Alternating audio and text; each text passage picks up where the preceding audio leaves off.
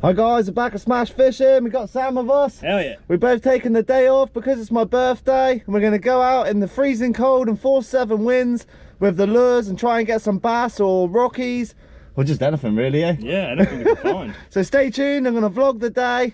It's Smash Fishing. Woo!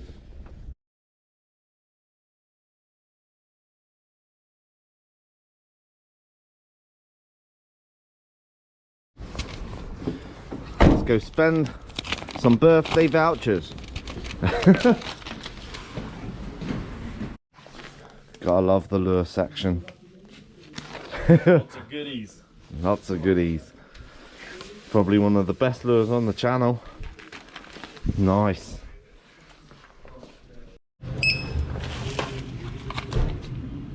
Birthday treats, eh? Oh yeah. When's the birthday? Today. Oh right. Congratulations.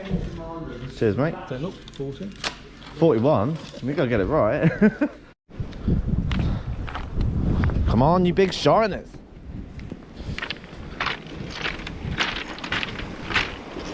Very windy today. I'm gonna have the wind behind me. I'm gonna head to the end of these rocks. Hopefully there's some fish here. Don't want to get hit by these waves.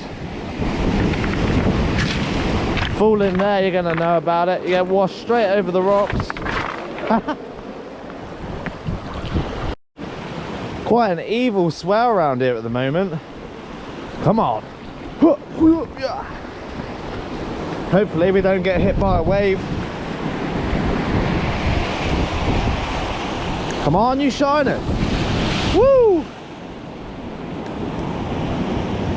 Hopefully that swell's brought in a few fish. We're not after anything special today, we just want something to have a bit of fun with. Let's go.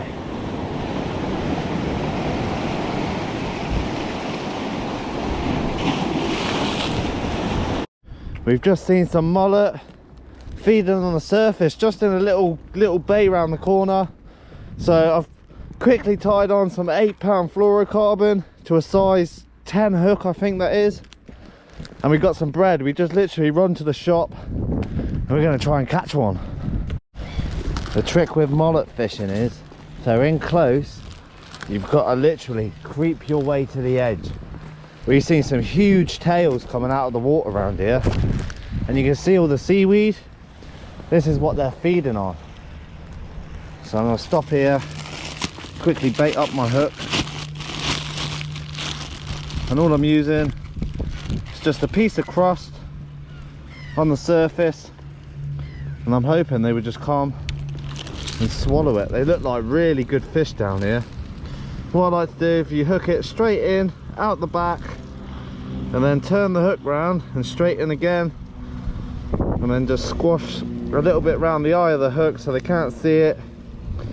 And that there is an ideal little bait for a mullet, that.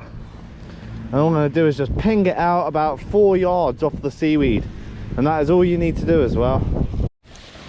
I don't know if you can see him here, guys. There's a big swelly pot right in front of me, and that's the fish just bobbling on the surface. Oh, come on.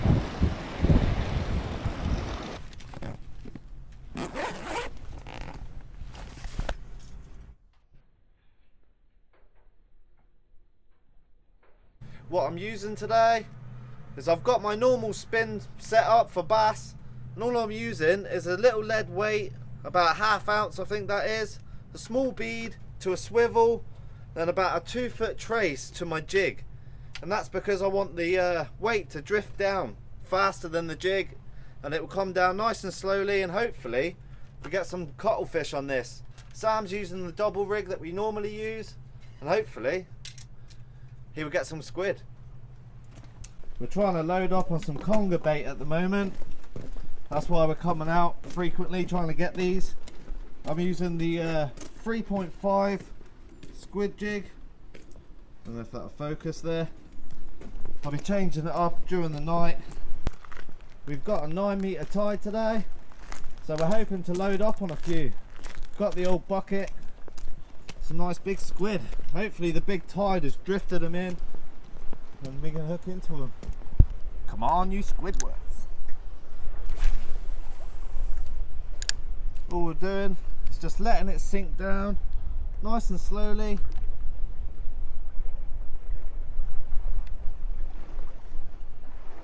I'm going to give it 4 seconds to start with. And I'm just going to give it a really slow retrieve, just with a few pauses to let it sink again. Hopefully one jumps on. Quite relaxing, this sort of fishing. You just get to sit around and cast and retrieve the whole time. Going for a little change up. I'm not feeling the orange anymore. As you can see, we've got a wide selection. So I'm going to stick this thing on. I've forgotten what these are called. I've broke a lot of these, so I don't have a great deal of faith in them. But it's worth chopping and changing, because this colour may trigger them a lot more than what the orange will. And then on another day, the orange may do it. So it's always worth just to chop and change and see what works. And again, guys, feels like another good one. Hopefully stays on. Woo!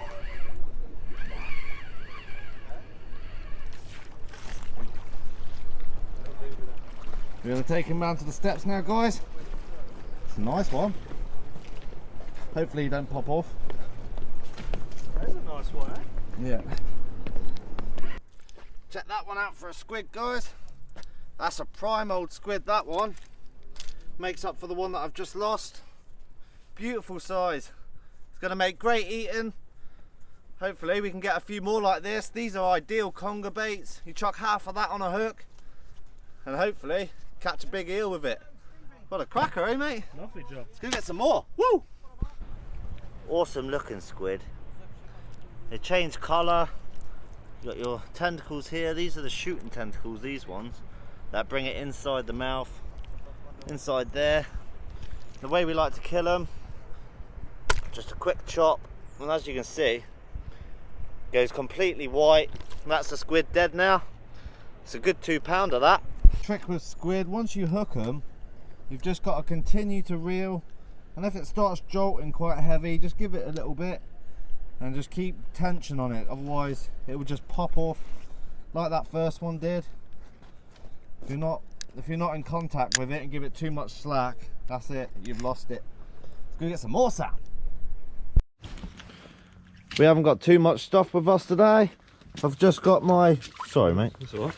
got my 12 footer, my 13 footer and a gaff. We've just got crab pot, net and Sam's rod and 1 bucket of bait.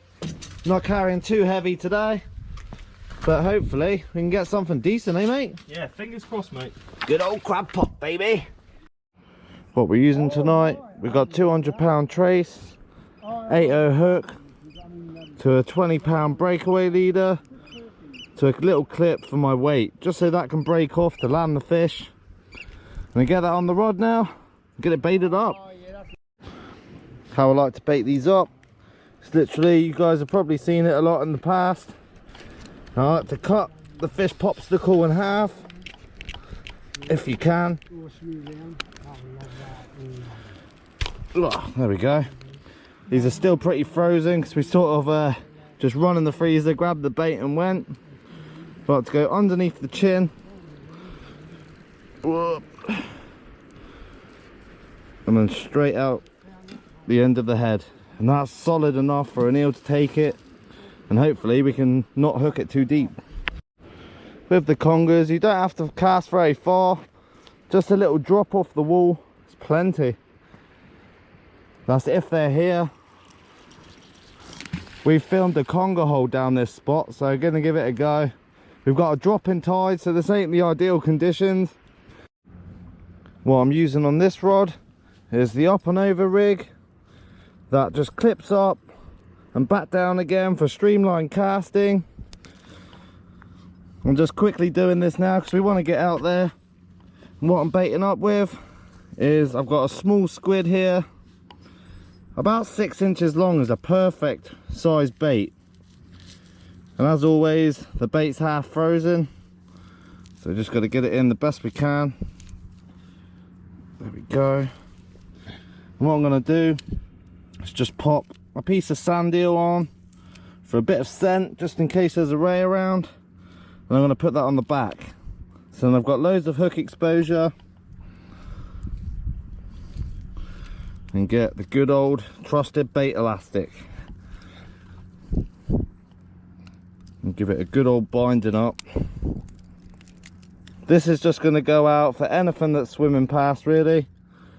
There could be anything around here. Like I said before, the tide's dropping and low tide's at 3 AM, so it's not the ideal tides for here, but you never know, the fish have got to feed.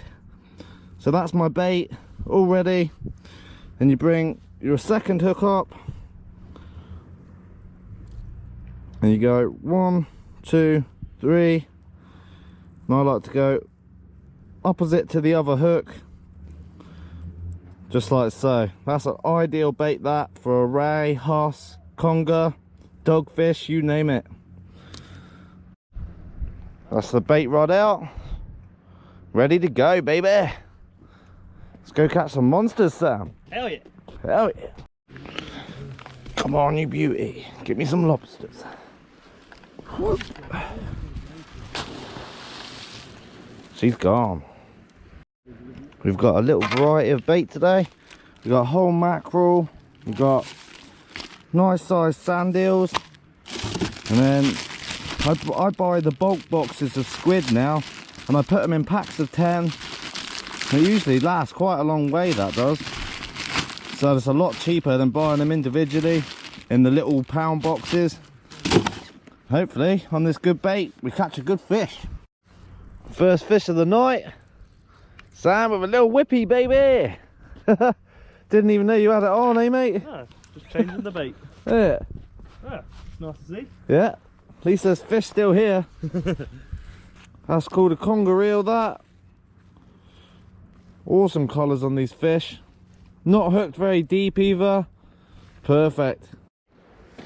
There's Sam with his little eel. Bit lively, this one. Yeah, it is, eh? Nice to see, though. Yeah. At least we're getting the fish. Getting back. Well done, mate. Straight down. Get up there. Bloody, that's quite heavy. Winch 'em up, baby. 2 for the price of 1. 2 for the price of 1. Those are big doggies as well, eh? Yeah. Nice one. Yeah. That's why it's always good to do a pennel rig, 2 hooks, and you get 2 fish. That's what it's all about, baby. Nice. The thing with doggies is you get the tail and grab the head. So then the skin is so rough, it will take the skin off your hands. Because it's just like sandpaper. If you listen to this, you can hear it, and that is horrible. But lovely fish though. Get that one back. And we got one more.